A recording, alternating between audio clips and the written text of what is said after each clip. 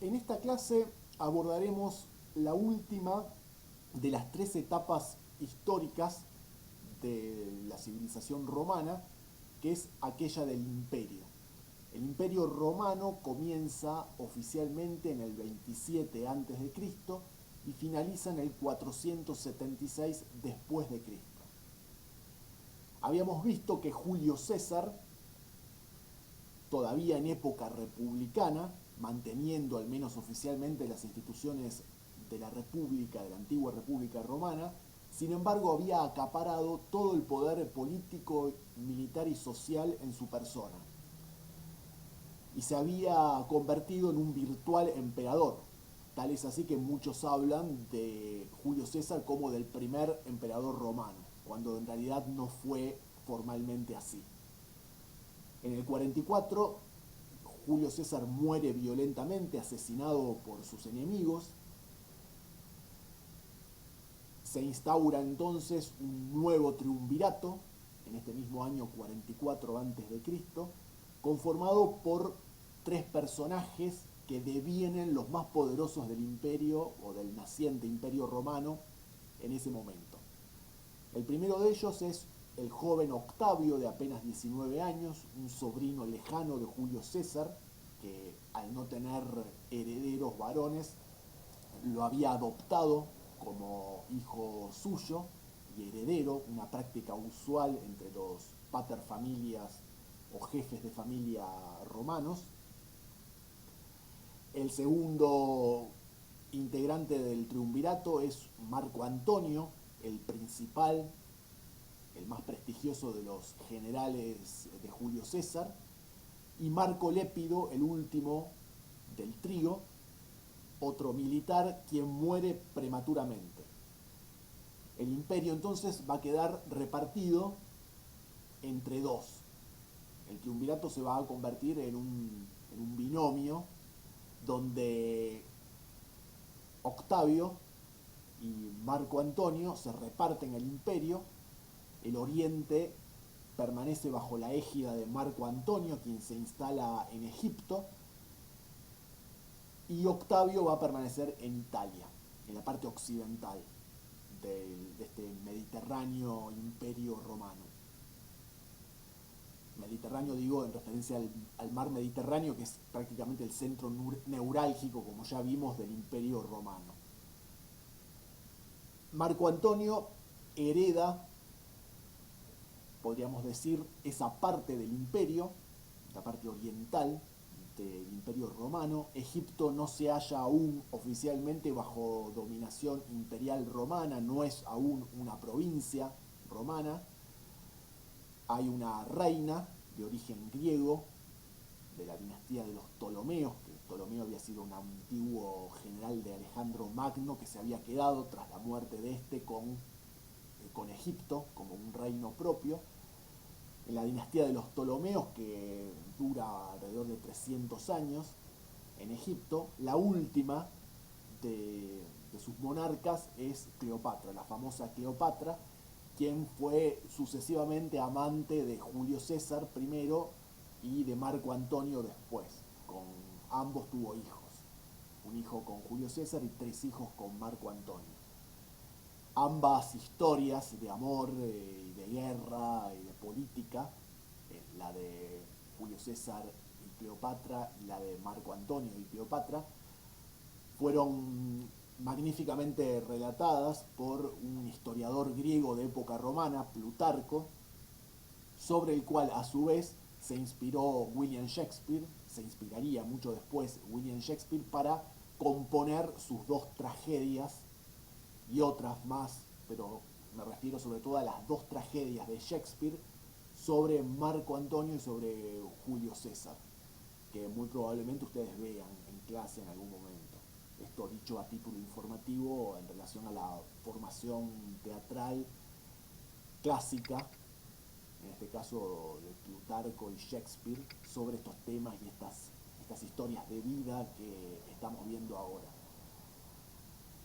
Entonces, la nueva guerra civil entre los dos hombres más importantes, más fuertes del mar Mediterráneo, del Imperio Romano, Se libra entonces entre Marco Antonio y Octavio. Octavio derrota a su oponente, tanto él como su amante Cleopatra se suicidan, Egipto pasa a ser provincia romana en el año 27 a.C. Este mismo año, Octavio se deviene el único hombre fuerte, el más importante, el que acapara todo el poder en Roma. Sobre él se concentran una serie de títulos que el Senado le va otorgando, le va confiriendo títulos o magistraturas que antiguamente o tradicionalmente habían estado repartidas entre varias personas, ahora se concentran en una sola. Las instituciones republicanas se mantienen, en ningún momento se va a utilizar el título de rey para Octavio y sus sucesores, la monarquía era muy resistida en Roma, pero se instala una virtual monarquía que es más que una monarquía, porque es la institución imperial, es la figura del emperador la que surge con Octavio. Él, como les decía, recibe una serie de títulos honoríficos.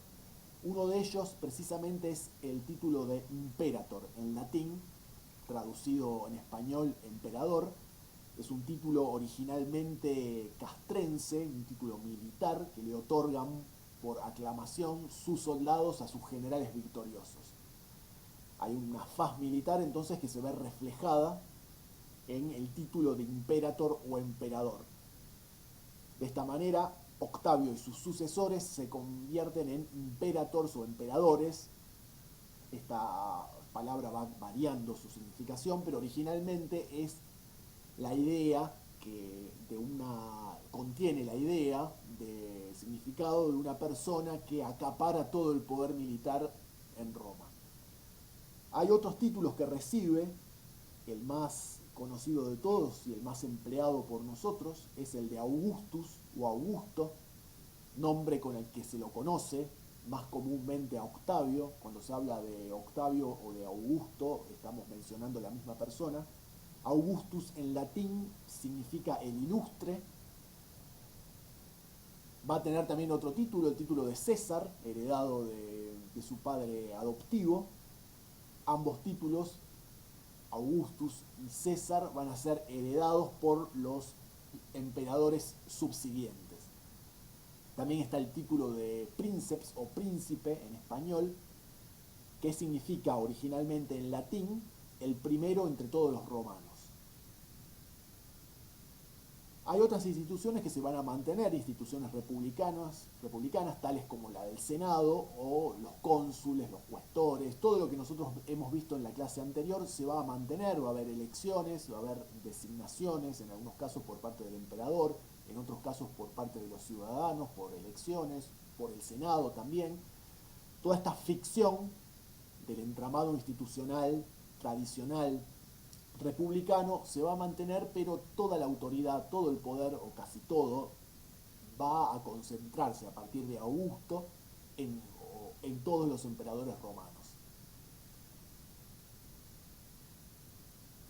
Otros títulos que va a acaparar Augusto que van a acaparar Augusto y sus sucesores, el de Pontifex Maximus, que es pontífice máximo, algo así como el jefe máximo en materia de religión.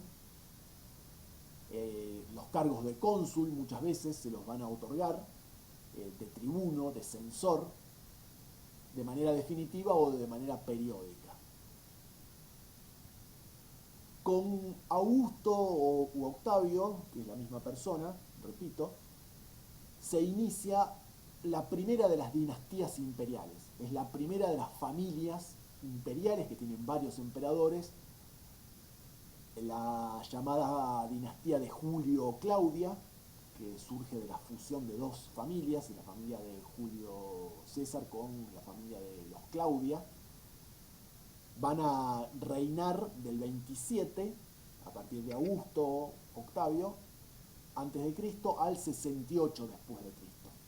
Van a ser sucedidos en el poder los Julio Claudia, estos emperadores, esta dinastía, por la dinastía de los Flavios, del 69 al 96 de nuestra era, por la de los Antoninos del 96 al 192 y por la de los Severos del 193 al 235. En lo que hace a la organización imperial, ya el Imperio Romano está cerca de alcanzar su máxima extensión territorial. Se lo va a subdividir en provincias, algunas de ellas, la mitad de ellas senatoriales, o sea que dependen directamente del senador, del Senado. Los senadores eligen entre sus pares una persona como gobernador de estas provincias senatoriales, y luego están las provincias imperiales que dependen directamente del emperador y es él quien designa a sus gobernadores. Las ciudades de las provincias, de las nuevas provincias del imperio, se van a organizar como municipios romanos. Muchas de ellas van a ser ciudades fundadas, como ya hemos visto, por los romanos conquistadores. Estos nuevos municipios romanos repetían en menor escala las instituciones de la ciudad de Roma. Contaban con una copia, por así decirlo, del Senado, aquí llamado curia, y también contaban con 2 cónsules. Especialmente en el siglo II se instaura la llamada Pax Romana, la paz romana, que en latín tiene un sentido original de dominación imperial, de máxima extensión territorial, de consolidación del imperio, de generalizada prosperidad, de seguridad, de solidez de las instituciones romanas. Esto es lo que implica, todos estos elementos están implicados o forman parte de este concepto latino de Pax Romana o Paz Romana en español. Esta Pax Romana tan publicitada, de la que tanto se vanagloriaban los emperadores y el resto de los romanos, se va a venir abajo temporalmente durante el siglo III, la llamada crisis del siglo III, del 235 al 285 de la era cristiana. Durante estos años hay un alza notable de los precios, o sea, una escalada inflacionaria de las primeras que se dieron en la historia de la humanidad.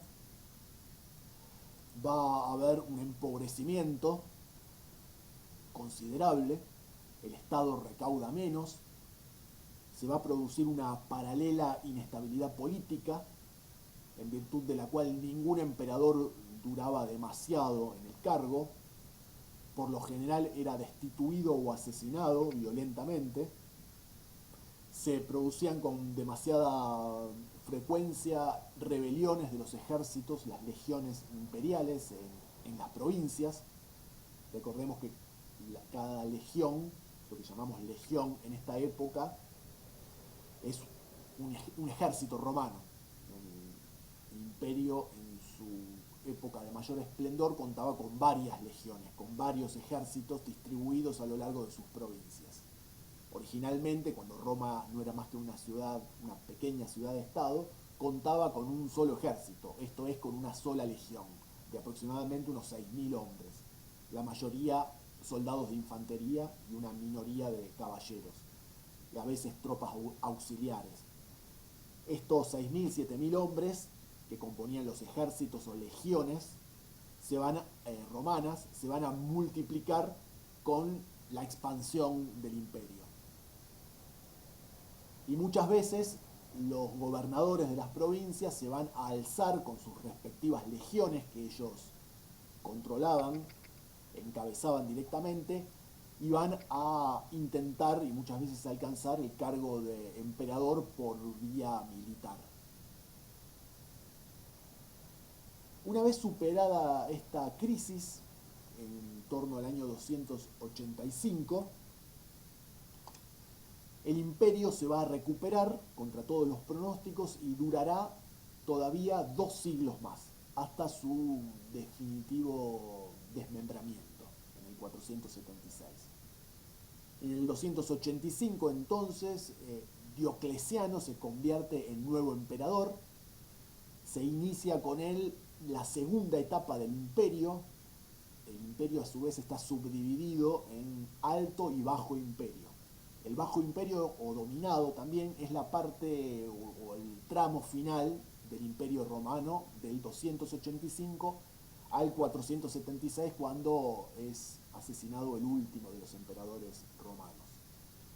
Diocleciano es autoproclamado Dominus, que es otro título latino que puede traducirse al castellano como señor o dueño, es decir, como déspota de poder absoluto. Se concentra, se reconcentra aún más todo el poder en la figura del emperador para reforzar esa autoridad imperial que había sido bastardeada durante los años previos. Con este fin se fortalecen asimismo el ejército y la burocracia imperiales. Y el imperio, que era ya demasiado extenso, se divide en dos partes: el imperio romano de Oriente y el imperio romano de Occidente. En cada uno de estos imperios va a haber un emperador, un Augusto, asistido por un César, una especie de auxiliar, quien a su vez, cuando éste muere, cuando el Augusto muere, el César se convierte en nuevo emperador. La tetrarquía y la división del imperio en dos no van a durar. Diocleciano las mantendrá durante los años que sea emperador, pero luego con Constantino, que es el sucesor de Diocleciano, el nuevo emperador, lo que hace Constantino es reunificar el imperio romano. Funda una nueva capital que llevará su nombre, Constantinopla, en la antigua ciudad griega de Bizancio, lo que hoy sería Estambul, en la parte europea de la actual ciudad de Estambul, no capital, pero sí una ciudad importante, la más importante de Turquía. Bizancio, entonces, esta antigua ciudad griega, se convierte en Constantinopla, y aquí se traslada, en la parte oriental del Imperio Romano, la capital del reunificado imperio, que nuevamente estará, digamos, en un sentido, será nuevamente como había sido un solo imperio, el Imperio Romano, pero la capital va a pasar de la antigua Roma a la nueva Constantinopla. Constantino es el primer emperador en convertirse al cristianismo, esta religión nueva que está ganando crecientemente espacio y adeptos, nuevos fieles al interior del Imperio Romano, tanto en Oriente como en Occidente. Lo que hace también Constantino es declarar la libertad de cultos y permite de esta manera la expansión libre del cristianismo, que había sido una religión minoritaria y perseguida hasta ese momento. Tras la muerte de Constantino, sus hijos se reparten el imperio. Entonces nuevamente el Imperio Romano se subdivide en Imperio Romano de Occidente y de Oriente. El de Oriente con capital en Constantinopla y el de Occidente con capital en Roma. Esta división en dos ya será permanente y definitiva. En estos años también, en el 395, en este año, el cristianismo pasa a ser la religión oficial del Imperio Romano, de ambos imperios romanos, del oriental y del occidental. Hacia el año 370 de nuestra era, se produce una nueva crisis, mucho más grave que la anterior. Los denominados bárbaros, que eran los pueblos germánicos que vivían al norte de los ríos Rin y Danubio, lo que hoy sería aproximadamente Alemania y parte de Europa Central, la frontera norte del imperio, los distintos pueblos germánicos van a iniciar de manera pacífica o de manera violenta una gradual e imparable infiltración dentro del Imperio Romano. Están con problemas de sustento, están los distintos pueblos germánicos acosados por una serie de pueblos que los atacan del centro de Asia, los hunos entre ellos. Entonces esta presión demográfica y territorial, esta necesidad de nuevos espacios donde instalarse, los empuja de manera urgente en busca de nuevos territorios. Y no les queda otra que ingresar al Imperio Romano, que poseía en su interior vastos espacios vacíos o semivacíos. Entonces, en algunos casos librando batallas con los romanos, en otros casos no, consolidando acuerdos pacíficos, los distintos pueblos germánicos van entrando y se van instalando en varios sectores del Imperio Romano. Luego va a haber una serie de negociaciones para acabar con los enfrentamientos militares, les otorgan tierras, les otorgan también a los bárbaros o germánicos puestos en el ejército, muchos de ellos se van a convertir en militares romanos, van a ser sus jefes militares en algunos casos educados en Roma, entonces va a haber una suerte de asimilación cultural, de intercambio, con matices de violencia y con nuevos enfrentamientos, saqueos de ciudades romanas, entre ellas la propia Roma, y toda una serie de circunstancias, de tensiones que van a jalonar las décadas finales del Imperio Romano, del 370 al 476, cuando ya el imperio se haya fragmentado en distintas regiones. Hay un emperador todavía, el último de ellos, Rómulo Augustulo, elegido en 476 en Roma, pero ejerce una soberanía mínima, un gobierno muy breve, sobre Roma y sus alrededores. El rey germánico Odoacro lo depone, lo manda a asesinar, y así cae el último de los emperadores romanos. En realidad esto no es más que un dato formal, porque ya el imperio estaba fragmentado, sus provincias habían devenido reinos germánicos autónomos, cada pueblo germánico se va a adueñar de un fragmento de alguna o algunas provincias romanas y va a pasar a fundar nuevos reinos, nuevos estados soberanos sobre la base de las antiguas provincias romanas conquistadas por estos pueblos bárbaros o germánicos, y ya no habrá entonces gobierno central en Roma. Caerá en el 476 de manera irrevocable el Imperio Romano de Occidente. Pero la parte oriental, el Imperio Romano de Oriente, con capital en Constantinopla, pervivirá durante 1000 años más, hasta el 1453, cuando los turcos conquisten Constantinopla y así caiga el último resto del antiguo Imperio Romano de Oriente, también conocido bajo el nombre de Imperio Bizantino. Hasta aquí entonces hemos visto un pantallazo general de la evolución histórica, de los momentos salientes de estas tres etapas de la historia romana antigua: monarquía, república e imperio. Lo que quisiera ahora, para ir cerrando este tema y esta clase en particular, es mencionarles lo más sintéticamente posible algunos de los rasgos más conocidos o más importantes de la cultura romana en general. Y también mencionar algunos detalles, algunos aspectos que nos han sido legados a los occidentales por esta antigua civilización latina. Podemos decir que la sociedad romana era de base patriarcal. Los maridos predominaban sobre las esposas, la línea paterna predominaba, podríamos decir, sobre la materna. La familia era patriarcal, era o constituía la base de la organización social de los romanos, pero no era lo mismo que la familia moderna. La familia moderna que nosotros hoy conocemos es sobre todo de tipo nuclear, padre, madre e hijos.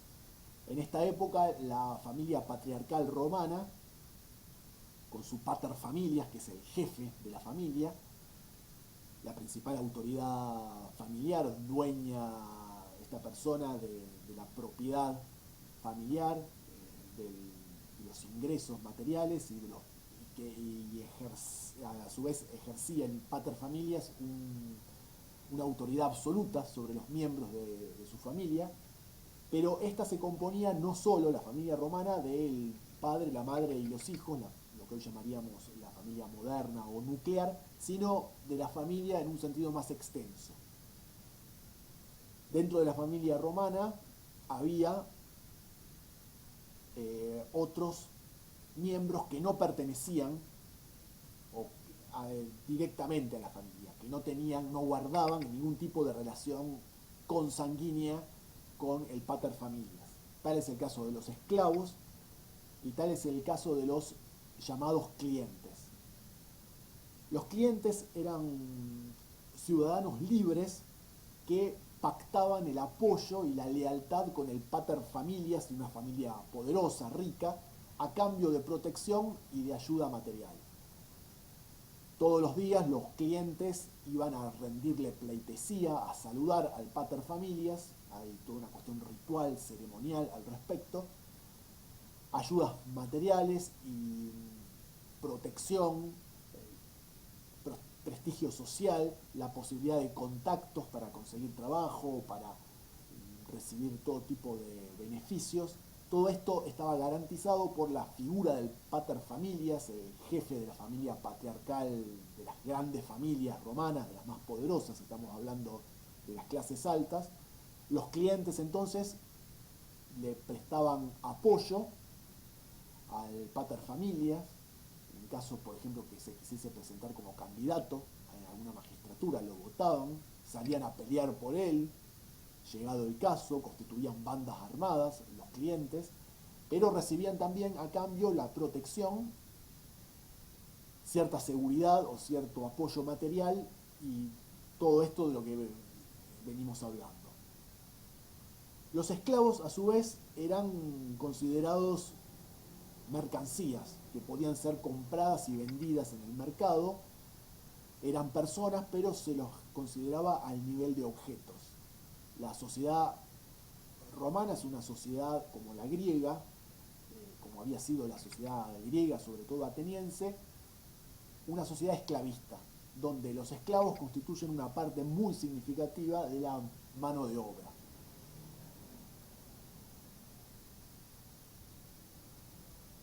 Los esclavos podían ser cedidos o legados por testamento. Cuando un pater familias redactaba su testamento, podía legar estos esclavos a sus hijos o a quien él quisiera.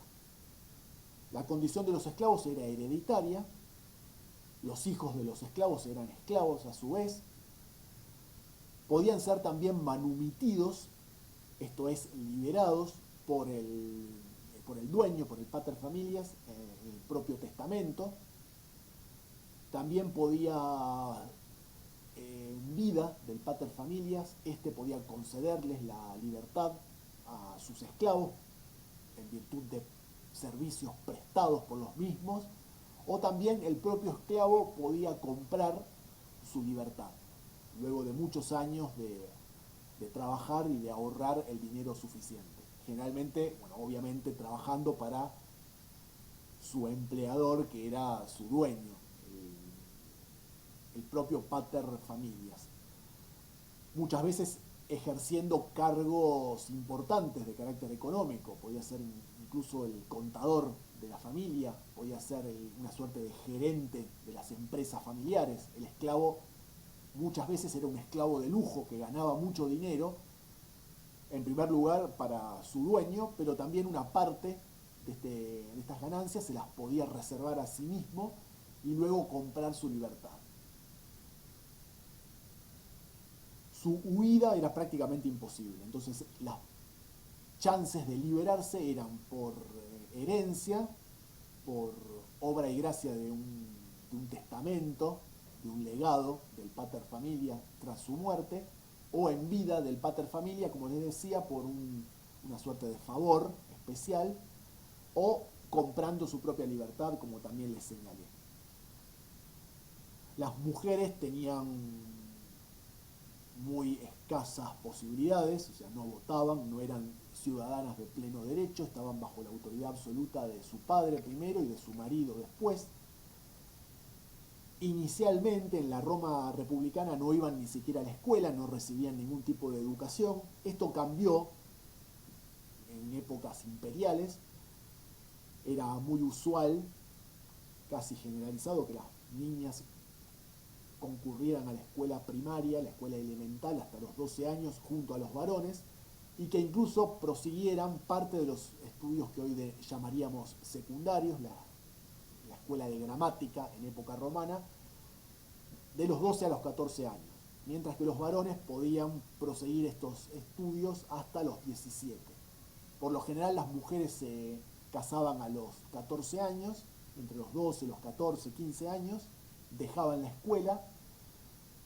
Los varones proseguían los estudios hasta los 17, estamos hablando de las familias pudientes, claro está, y a partir de los 17 años ingresaban, una vez concluidos sus estudios, porque no había universidad, solamente primaria y secundaria, podían iniciar su carrera militar, administrativa o política, que muchas veces se entrelazaban, como el caso de los grandes generales romanos como Julio César, como Marco Antonio, como el propio Octavio, que llegaron a detentar no solo cargos militares, sino cargos también políticos.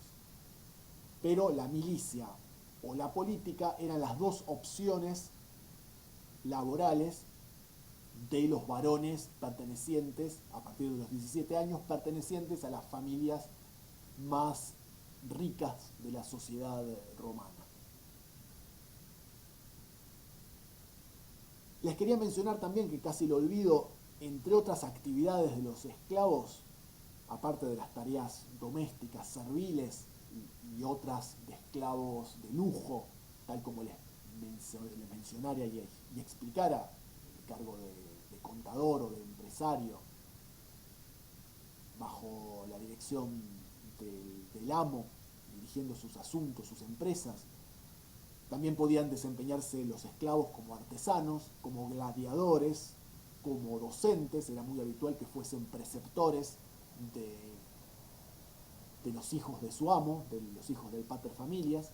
Podían desempeñarse a sí mismos como secretarios, podían ocupar cargos administrativos al interior de la burocracia imperial, podían ser peones agrícolas en los latifundios, en las grandes propiedades rurales, podían desempeñarse en el peor de los trabajos, que era el de minero, y el de remero. Muchas veces tenían que remar en los barcos militares del imperio. Durante las campañas militares de conquista, esto también se los expliqué en la clase anterior, los derrotados, los pueblos derrotados se convertían en esclavos. Ahí había una fuente de abastecimiento enorme en lo que respecta a los esclavos. Los hijos de los mismos también, como les dije, van a ser esclavos a su vez. También podía haber esclavos por deudas o gente que vendiera su libertad para trabajar en vistas de un porvenir económico interesante para estos hombres poderosos. Trabajaban para ellos y luego podían acaparar o podían obtener mucho dinero y recomprar, volver a comprar su libertad. El tema de la esclavitud es bastante complejo. Yo les estoy mencionando apenas algunos datos básicos, como para que ustedes tengan una idea, pero es mucho más complejo incluso de lo que aparece en el texto que tienen ustedes para leer hoy. En el siglo II después de Cristo, el Imperio Romano alcanza su máxima extensión. Todas las tierras y las islas alrededor, digamos, todas las islas del mar Mediterráneo y todas las tierras alrededor de este mar pertenecen a Roma, el norte de África, el cercano Oriente, esta parte de Asia, del Mediterráneo oriental, el sur de Europa, parte del centro europeo y parte del norte, parte de Alemania, parte de los Países Bajos y parte de lo que serían las Islas Británicas. Todo este vasto espacio geográfico queda bajo administración romana. Hay lugares donde, sobre todo el sur del imperio, las zonas más cercanas al mar Mediterráneo, son las más romanizadas. Aquellas donde el latín, en la parte occidental, y el griego, en la parte oriental, son las lenguas dominantes y donde el modo de vida greco-romano, digamos, ya sea griego o romano, que están entremezcladas estas culturas, es el modo predominante. Las gentes son más cultas, las ciudades son más grandes, el latín y el griego son las lenguas dominantes. La arquitectura romana y griega constituye la nota saliente, característica de las urbes, mientras que en las zonas más alejadas del mar Mediterráneo, más al norte sobre todo, la romanización fue siempre más superficial y más débil.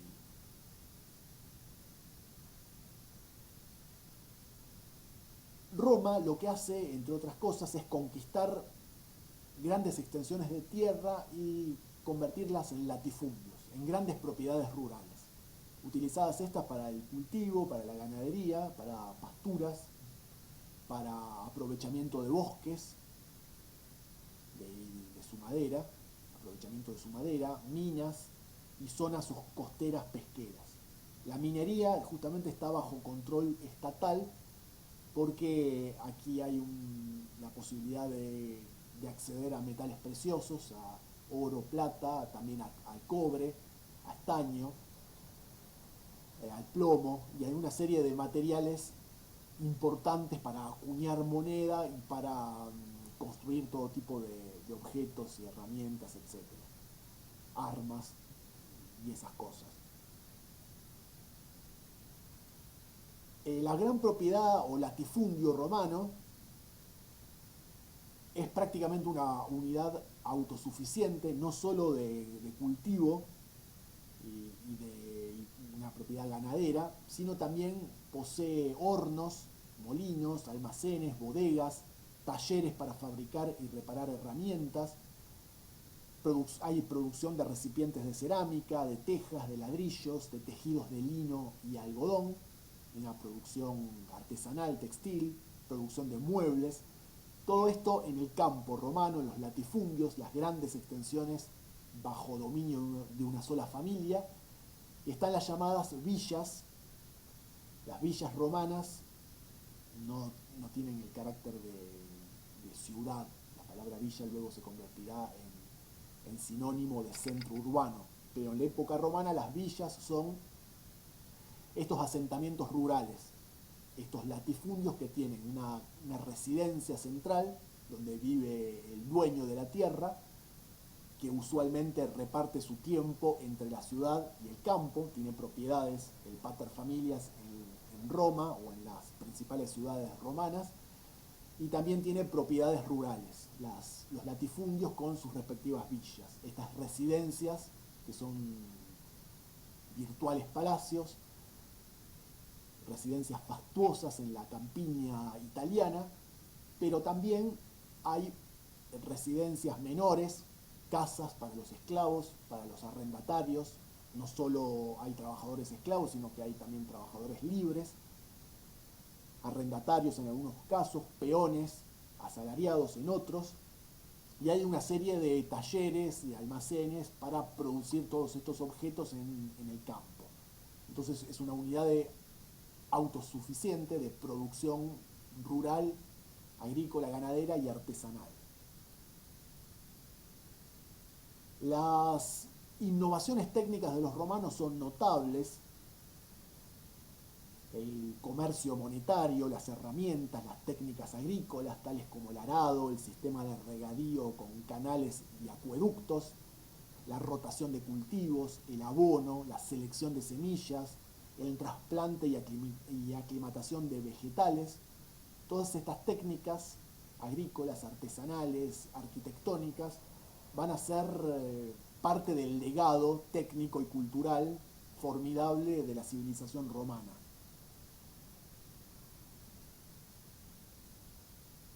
La civilización latina se va a caracterizar por un alto grado de urbanización, justamente. La principal de las ciudades va a seguir siendo Roma, hasta que luego sea desplazada por Constantinopla.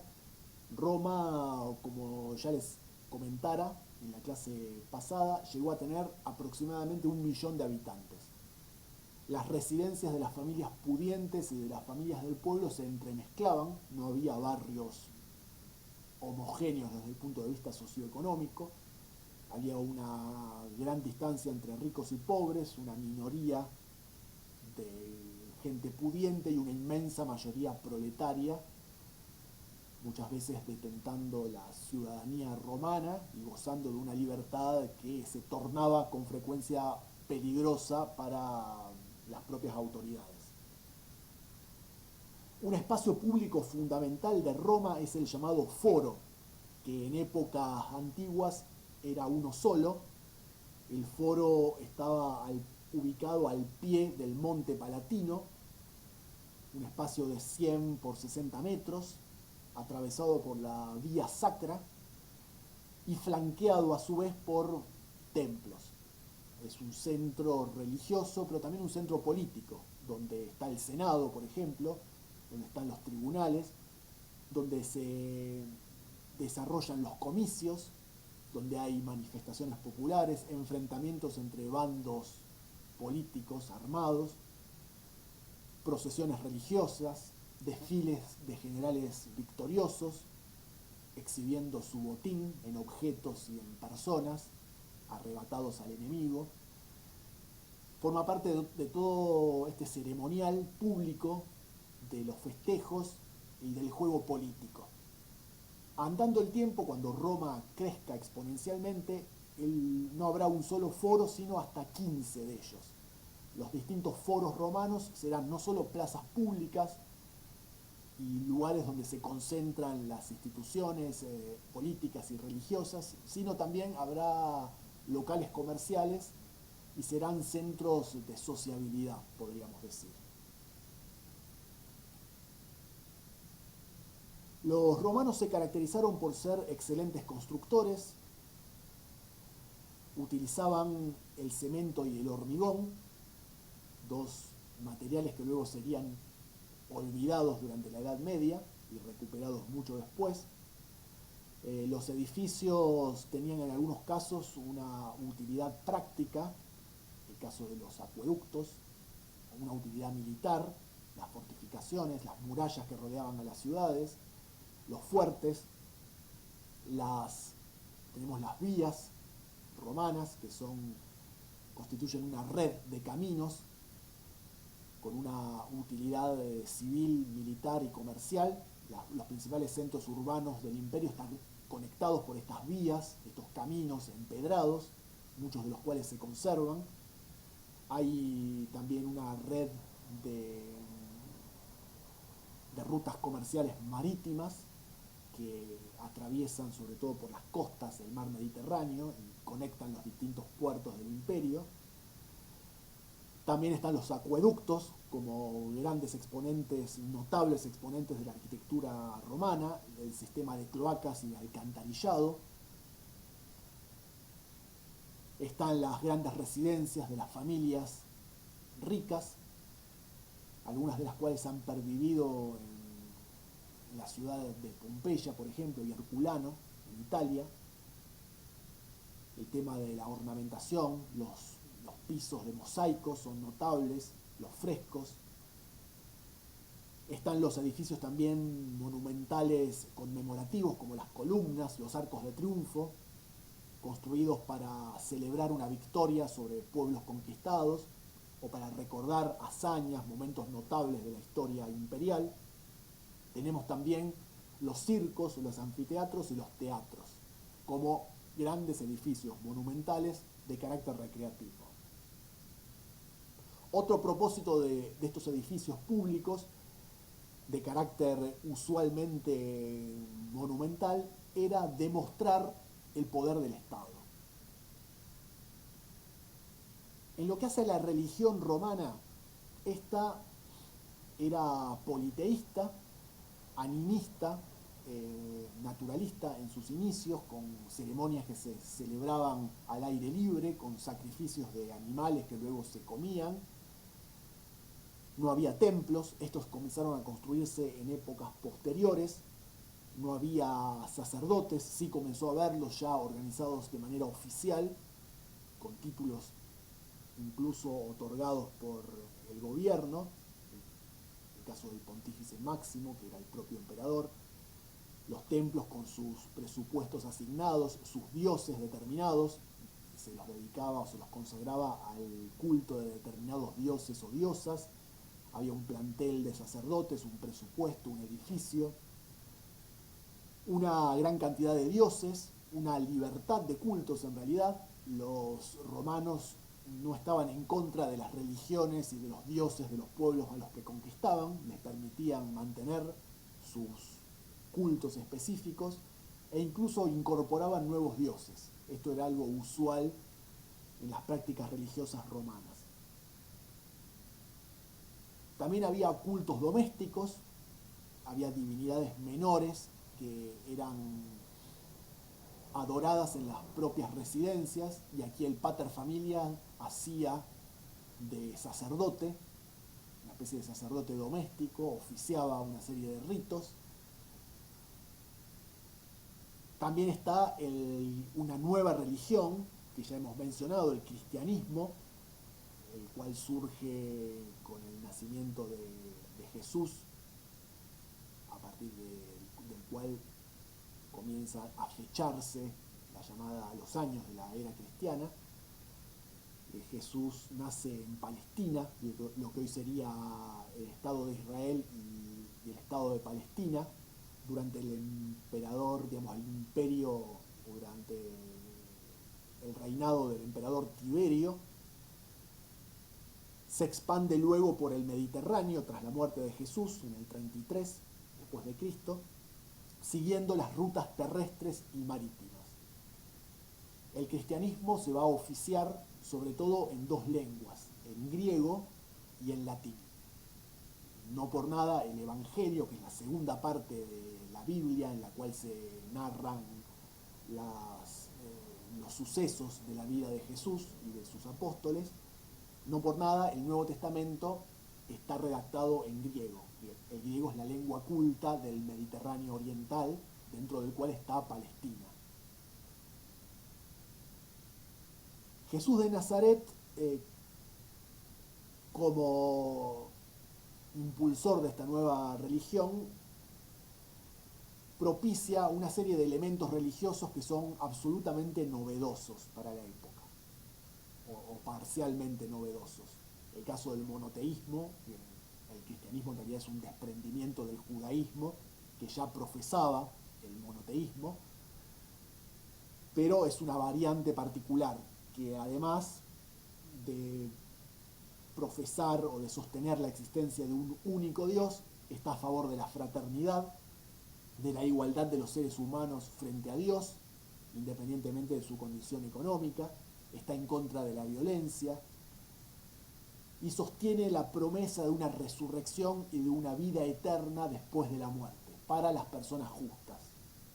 Esta idea del más allá, del paraíso y del infierno, estos conceptos son absolutamente novedosos para el paganismo, que los ignoraba por completo. Tras la ejecución de Jesús por los romanos, que temían que se proclamara rey de los judíos, en el 33 de nuestra era, sus apóstoles predican la doctrina cristiana a lo largo y a lo ancho del imperio. El cristianismo se expande primero en las ciudades y luego en el campo. La palabra pagano, paganus, en latín justamente es sinónima de campesino. El campesino en la época final del imperio solía ser pagano en el sentido que nosotros le otorgamos al vocablo. Esto es politeísta. Mientras que el habitante de las ciudades romanas de la última etapa del imperio era mayoritariamente cristiano. si los paganos quedan relegados al campo. Habíamos dicho que los cristianos sufren feroces persecuciones hasta que el emperador Constantino permite la libertad de cultos con el Edicto de Milán en el 331. En el 391 el emperador Teodosio promulga un nuevo edicto, el Edicto de Tesalónica, que instituye al cristianismo como religión oficial del imperio. A partir de este momento la situación se invierte. Ya no van a ser los paganos mayoritarios los que persiguen a los minoritarios cristianos, sino que los cristianos ahora convertidos en mayoritarios y el cristianismo convertido en religión oficial del Imperio Romano va a ser el que persiga a lo que queda aún del paganismo y de los paganos, que van a terminar siendo asimilados o muertos en algunos casos hasta desaparecer. Ya sobre finales del Imperio Romano, el cristianismo es la religión oficial y es la única religión del imperio, y en la Edad Media será la religión única de toda Europa. En lo que respecta al legado romano, ya hemos mencionado el caso de la lengua latina, que desaparece, se convierte en lengua muerta, pero se sostiene como, hasta el día de la fecha, como lengua oficial de la cristiandad, de la religión, o mejor dicho, de la Iglesia Católica en tanto institución. Todavía en el día de la fecha, en la actualidad, las encíclicas papales se redactan en latín, y el latín es la lengua oficial del Vaticano. El latín como lengua muerta va a ser también la lengua de la liturgia. Las misas, hasta bien entrado el siglo XX, se van a dictar todas ellas y se van a cantar en latín. A su vez, el latín se va a transformar en cada una de las regiones de las provincias romanas en diferentes, o va a dar nacimiento a distintas lenguas, las llamadas lenguas latinas, entre ellas el español, también podemos mencionar el catalán, el portugués, el gallego, el provenzal, el italiano, el rumano, entre otros.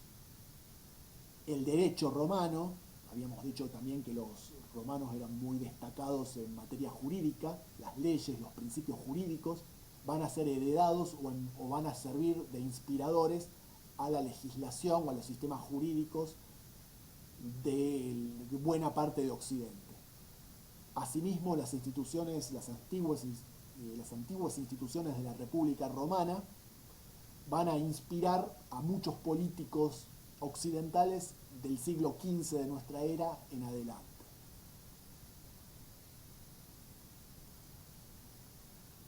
Y con esto vamos a terminar, porque se ha hecho un poco larga la clase. Les quería mencionar también, que no lo haré, en el texto figuran un breve análisis acerca de la literatura latina, y de los modelos griegos sobre los cuales esta literatura romana en lengua latina se fue construyendo. Pero sé que eso lo ven en otro espacio curricular.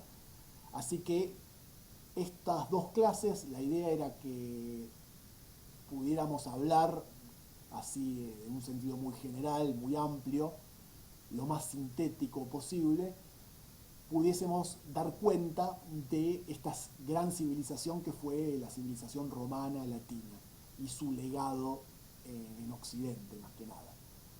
Ustedes ya tienen el material correspondiente al segundo cuatrimestre, a Roma, que es menor que comparativamente hablando al que ya tuvieron que ver en el primer cuatrimestre con respecto a Grecia. Esa parte ustedes, se los repito, ya la tienen aprobada, los que hicieron el parcial domiciliario. Y la parte esta de Roma, que vimos en esta segunda parte del año, con los textos correspondientes que ya he subido a la plataforma virtual y con estas clases, todo eso va a entrar como en el examen final, en la mesa de examen. Los alumnos libres tendrán que rendir toda la materia, Grecia y Roma, pero los alumnos regulares tienen que rendir solamente esta parte, de manera oral. en las mesas de examen correspondientes. Así que los textos y las clases de agosto en adelante son aquellos elementos que ustedes van a tener en cuenta para estudiar Roma y rendir entonces esa parte que les queda y aprobar la materia en su conjunto. Así que cualquier cosa estoy a disposición de lo que necesiten, cualquier consulta, y seguimos en contacto.